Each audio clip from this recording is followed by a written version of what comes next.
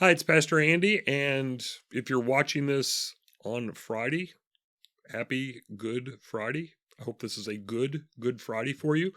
If you are watching this early enough, like before, you probably need at least a few minutes to get ready, but before noon, we are having a Good Friday service. The Ministerial Alliance is hosting a Good Friday service today at noon at our church. So if you still have time to come, that's an if you still have time to come, please do so. We are also hosting, the Ministerial Alliance is also hosting the sunrise service at 7:30 a.m. in the park. If the weather is not warm enough or if the weather is not proper for an outdoor gathering, then we will be moving to the Methodist Church at that time. And if we know in advance or even that morning, we'll send out a text.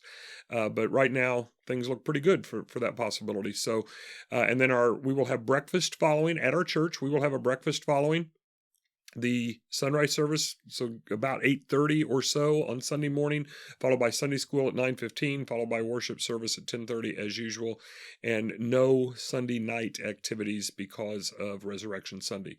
And that brings us to Sunday.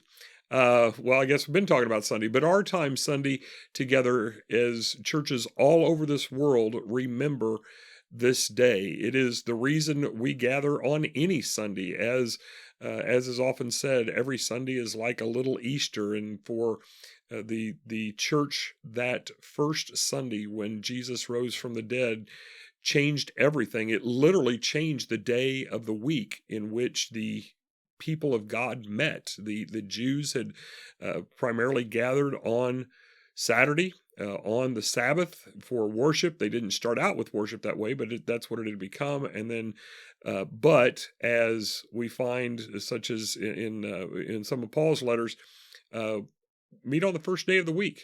Why did that change? Because of the resurrection. The resurrection has changed so much, whether people want to acknowledge it or not.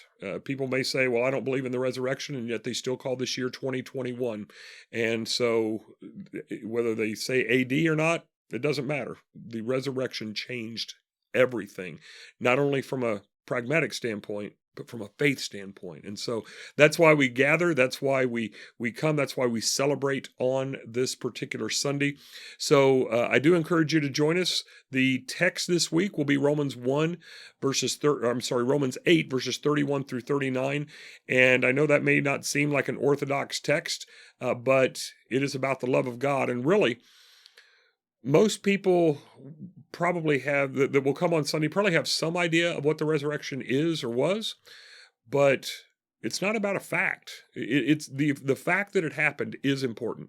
Absolutely, it's critical that we understand that. But the bigger question is what do we do with it? What does it mean? And so we can talk about the fact all day, every day, and many pastors will, and rightfully so.